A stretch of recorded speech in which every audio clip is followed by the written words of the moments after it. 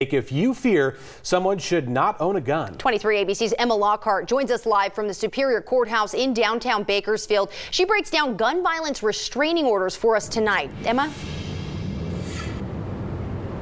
Tim, Jess, many times with these mass shootings, we see that people say there were red flags, concerned family and friends following up to the violence. But here in California, there's a state law that could potentially get guns out of the hands of people who you believe pose a threat.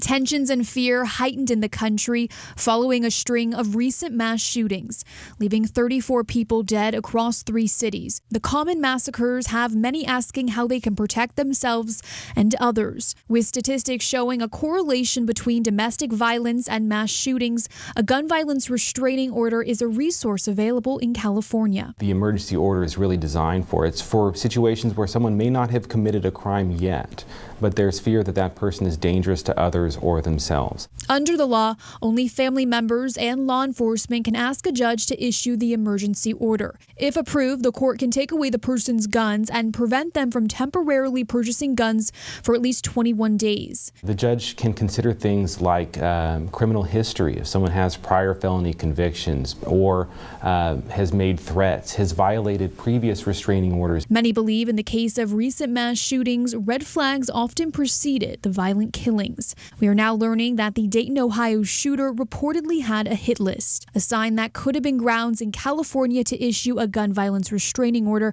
according to Sergeant Nathan McCauley with the Bakersfield Police Department. To believe that they are a danger to themselves or others. So that can fall into obviously things like making a hit list, making things like that where you're not maybe saying it to the person where it would constitute a criminal threat, but they're saying it to other people. But officials say gun violence restraining orders are rare in Kern County, and the grounds for issuing one are sometimes unclear. Very fine line between ensuring that somebody's rights are not infringed upon in having the right to have firearms and protecting others. However, if they are approved, the person has 24 hours to turn over their guns after being served.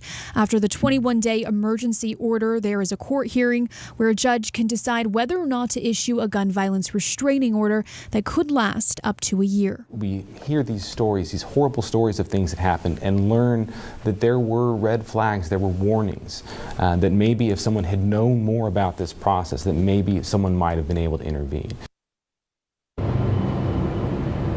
In order to issue a gun violence restraining order, you can contact the police or fill out the forms online and turn them into the Kern County Superior Courthouse here in downtown Bakersfield. Reporting live in downtown Bakersfield, Emma Lockhart, 23 ABC, connecting you.